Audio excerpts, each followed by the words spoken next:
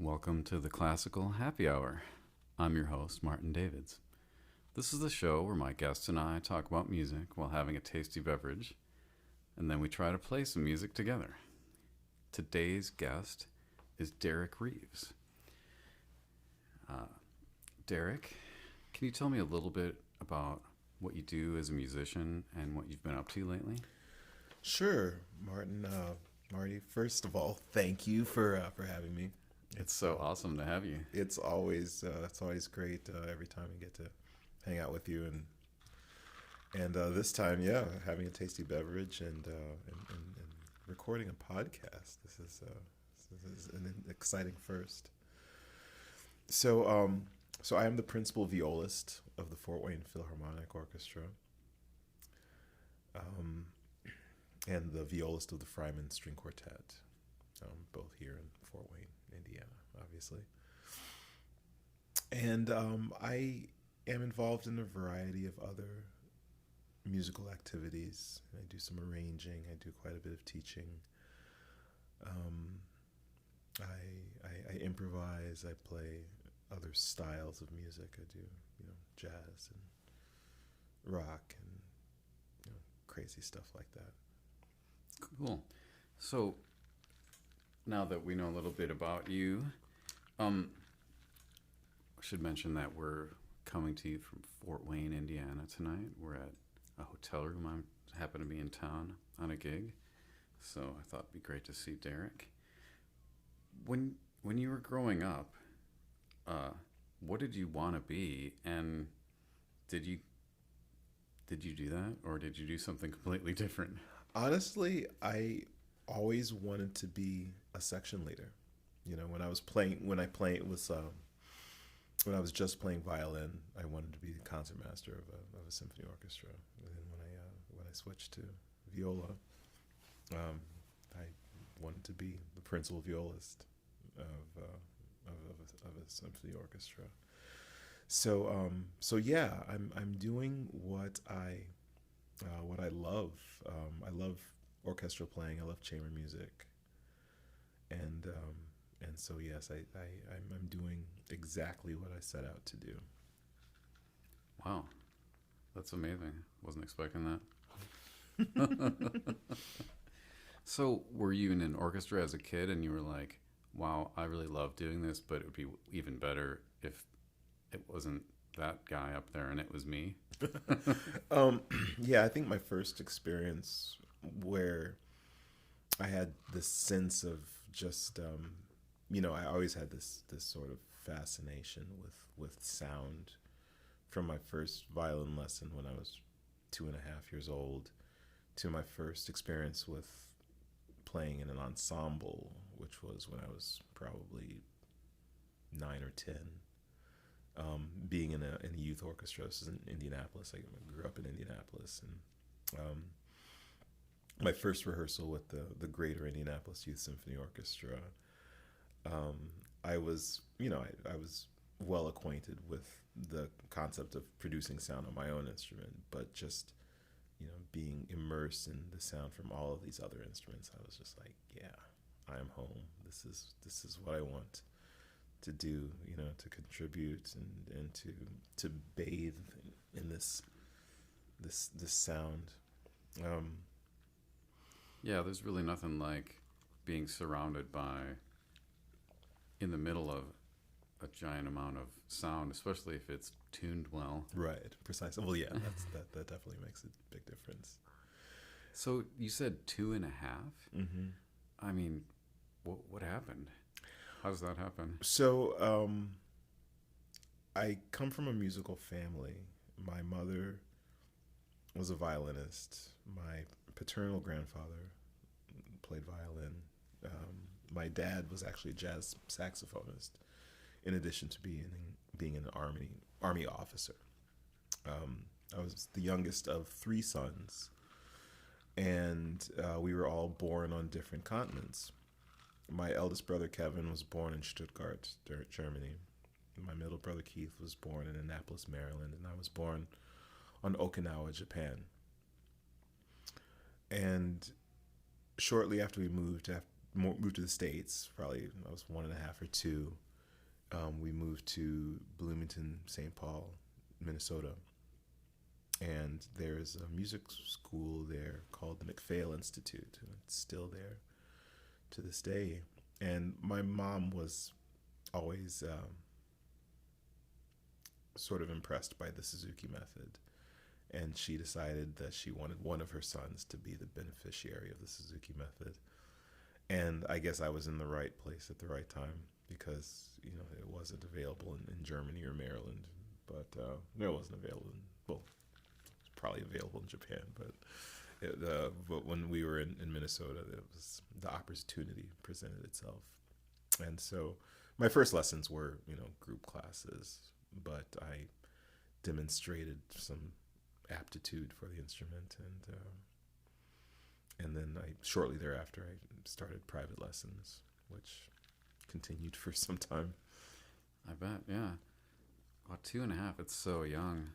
And did your mom know what she was getting into? Because if you're a Suzuki parent, basically you're in it for years of practicing with the kid, right? I think she did.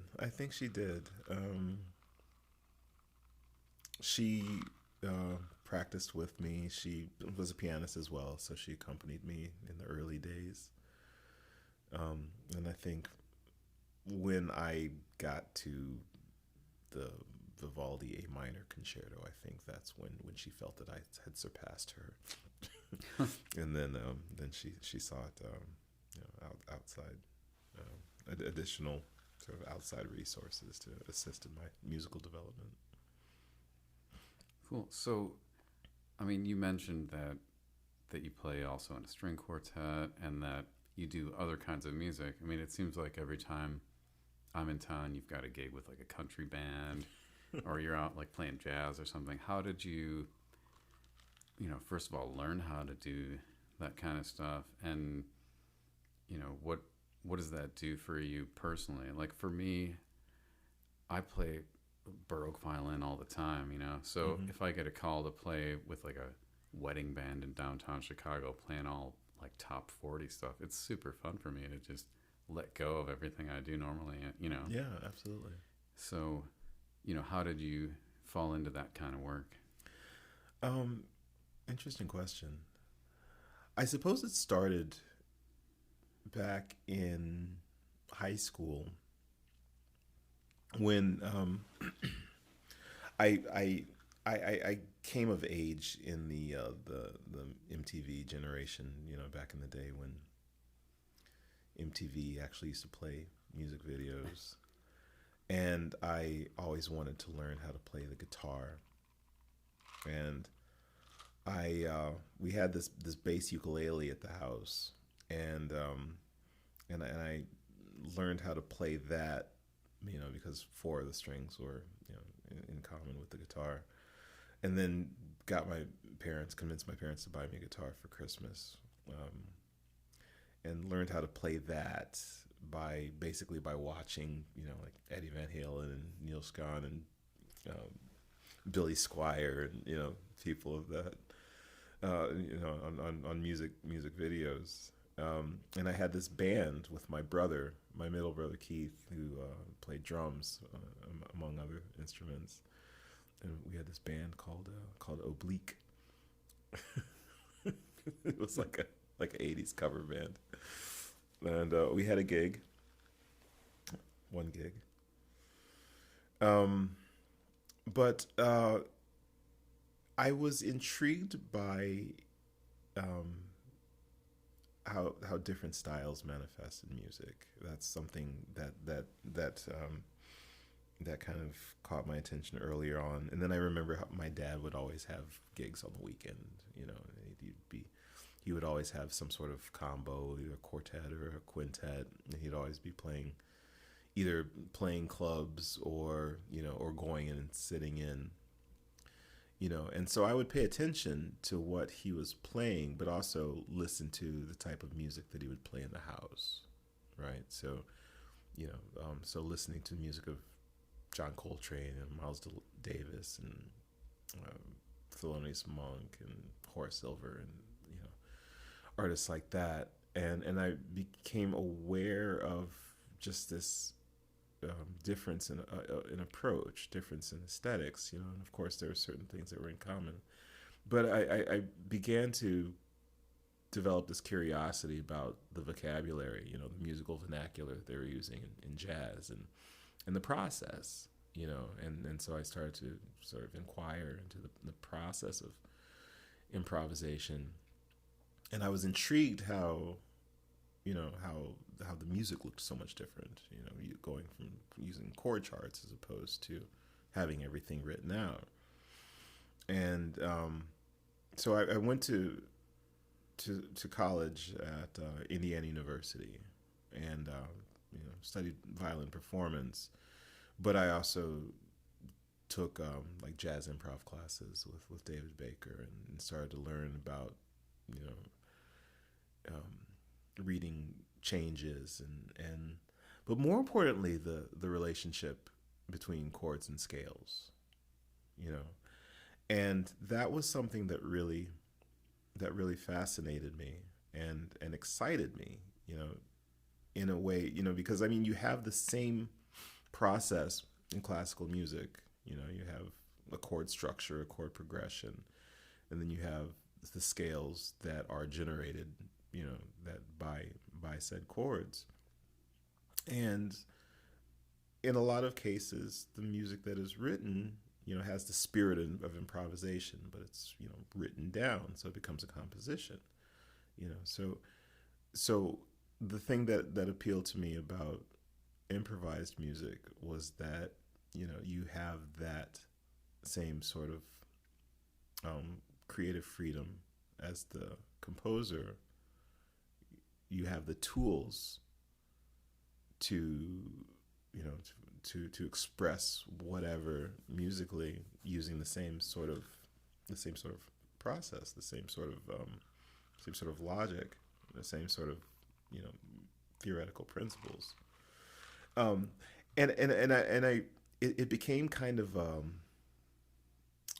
I don't know, almost like a musical high going back and forth, you know, like when I would start to feel a sense of not necessarily stagnation, but a sense of sort of stasis, you know, of just kind of leveling out, then I would do something completely different stylistically or musically.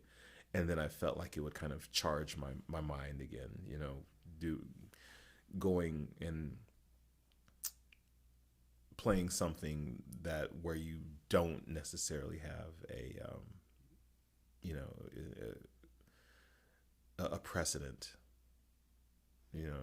Yeah, I think, you know, creativity in music making and, you know, just other things, but especially in making music, it's underestimated as a tool to get you out of a funk or burnout of what you've been doing. You know, if you're practicing for your senior recital or whatever, Right. the same stuff every day, and you're just like, Exactly. you don't want to play that again or play your scales again, Yeah. and you play something completely different, it engages you so much, and it almost like makes you mindful, or you know, Absolutely. Absolutely. and it brings you back to what you loved about playing your instrument. Exactly.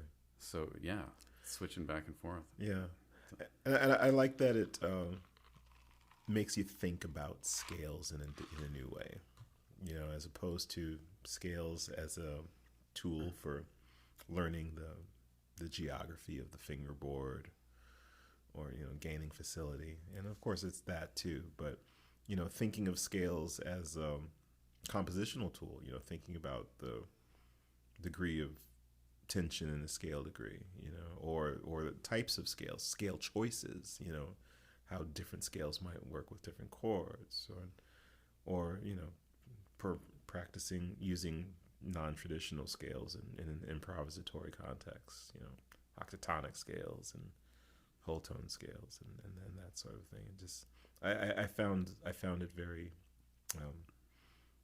it just found it kept things fresh, I think. For sure. And David Baker, I took his class at IU also, and his approach to scales was and like anything I had heard before, because I remember one class he was like, okay, somebody take a solo on this, but only use the blues scale. Right. And I was like, hell yeah, I'm gonna do that. Yeah. I raised my hand for that one. It's like I can play that scale. Mm-hmm. I'm not doing like, I don't know, Locrian.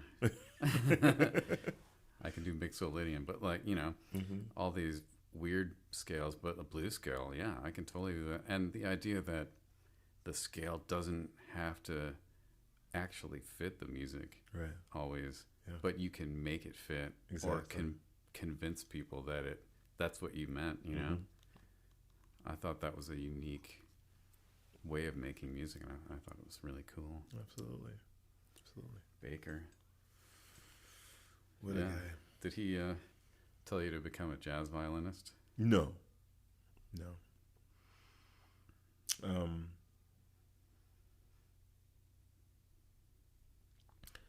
no. He had respect for I think whatever path. I think he was conscious to not necessarily alter the trajectory. Perhaps give the student as much information, as much guidance as possible. But I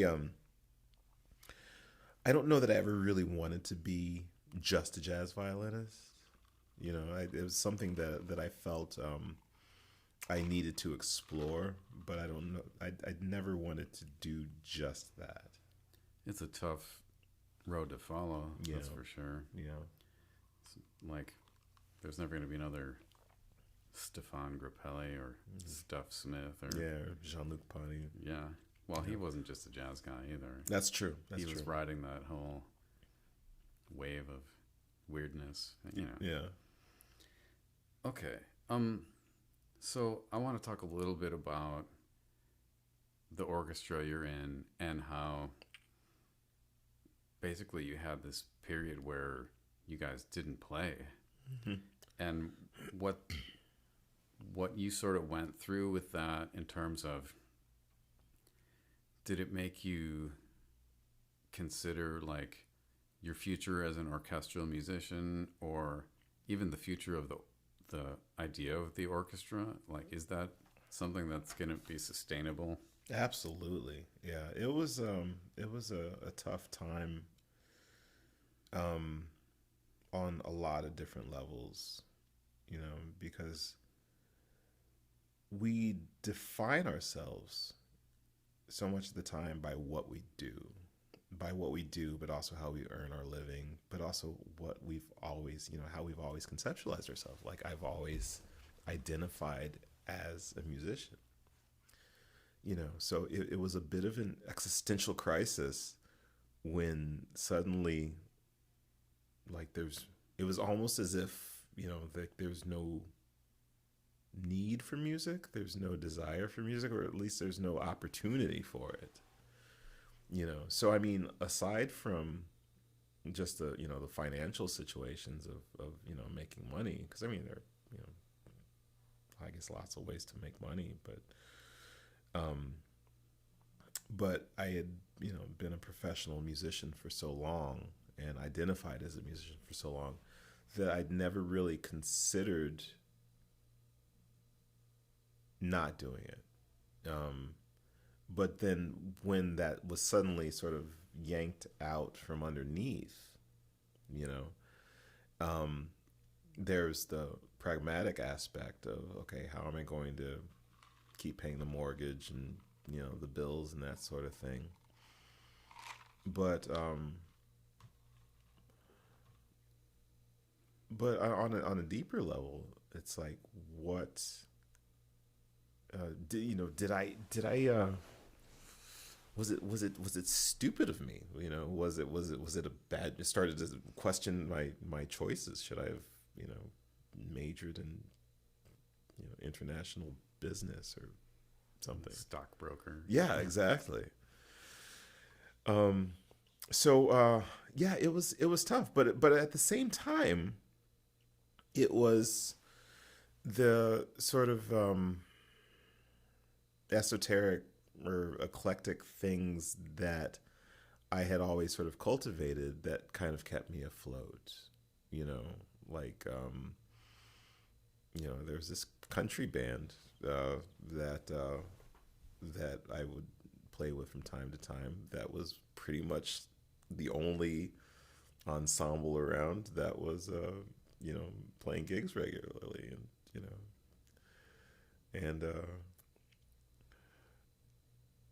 and things like writing arrangements, so there were there were some musical activities that were sort of off the beaten path that I had engaged in to some degree before, that proved to be beneficial, and then there are other ways, just that had nothing to do with music that I did um, in order to just kind of keep cash flow, keep streams So of income, that sort of thing. so now that the orchestra's up and running again, Mm-hmm. do you feel differently about being in it? I have a newfound appreciation. I don't take it for granted. I mean, I don't know that I took it for granted before, but I have a newfound appreciation for my colleagues, for the act of making music, for having a willing audience, a captive audience, a ticket buying audience, for having acoustical spaces, nice places with nice acoustics in which to play, and just as a new appreciation and perspective on the arts of really the whole thing. It's almost like a new lease on life. You hear about people have these near death experiences and they come back and the colors seem more vivid, and they have newfound appreciation for the mundane things in life, and so because I went through a period where I was really I was ready to walk away. Was seriously considering just completely different fields. Because at some point I didn't think, I was hearing all these horrible things like 90% of live music venues were going to close and stay closed, and so yeah, I was envisioning some pretty dark scenarios. So when things started to open back up, and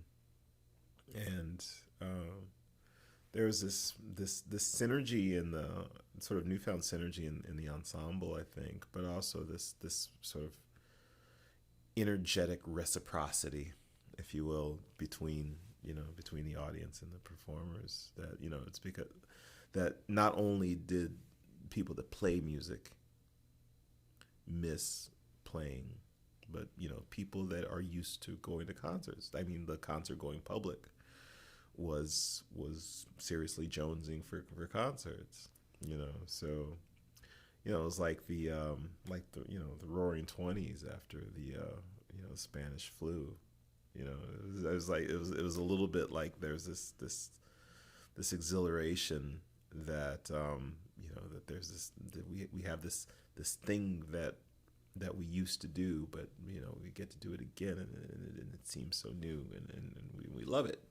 We did a concert tonight. I'm still wearing my tux, and had a concert tonight. It was a Pops concert, but like people were literally dancing in the aisles, which was great to see at a quote unquote classical music concert. To see people dancing in the aisles, it just made my day. Yeah, that's pretty unusual. Yeah. So, besides the thrill of being back and, of course, making music like on a video is really lame compared to making music for an audience that you can feel in the room and that is excited to have that experience with you, right? Yeah. But, what else is keeping you wanting to do it? Is it like the friendship and bond you have with the people you work with? Is it the adrenaline you feel getting on stage again? Like, tell me what. I think both of those things play a part, but for me, it's the relationship with the instrument. You know, it's like when you take your instrument out of the case every day and you tune it up and you play your scales, you do your warm up, or whatever it is. There's a dialogue that there's a resonance between a player and their instrument, right? And and that relationship between a player and their instrument forms the basis of the interactions that exist between the player and their ensemble. It's like that communication with the instrument has to be established first, all right? And so it's interesting for me. One of the things that I found, because like as you age, your body changes, and that sort of the relationship with the instrument changes, and some things like get better over time, right? Like the famous Casals anecdote about how he would, even when he was like in his 70s, right, he would wake up and play a Bach prelude and fugue, or or um, or a Bach prelude, maybe not a fugue, because that's violin. And somebody asked him why he would still do it, even though he's been playing for years, and he said, because I feel that I'm making progress, and that was and that was something that when I came back to the instrument as a sort of servant of music, right?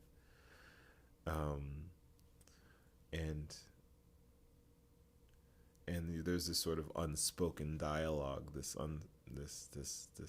communication between player and instrument, and you're getting this feedback from the instrument, and having that being part of your job, I loved that, because when I was not working, that became, it was more, that relationship was still there, but it was more of a hobby, or, it was, if it's not necessarily central to your, to your taking care of your family and that sort of thing, then it becomes relegated to a secondary status, secondary or tertiary status, right? So I don't know. I appreciated having that relationship restored, if that makes any sense. Yeah. No, I mean, it's so personal, the relationship you have with your instrument. It's been with you, like since you were 2.5, right? Right. I mean, I don't remember my life before I played violin, really. Exactly. So it's hard to imagine a post-violin life, but maybe I'll get there eventually. All right. Do you have any like cool things coming up you want to plug, or anything you're exciting that's happening you want to tell me about? So let's see. So I one of the my side musical projects is a avant-garde improvisatory group called WMD. What does that stand for? Well, it was an acronym for the three original members: William, Michael, and Derek. You fired those guys, though? William is still very much active.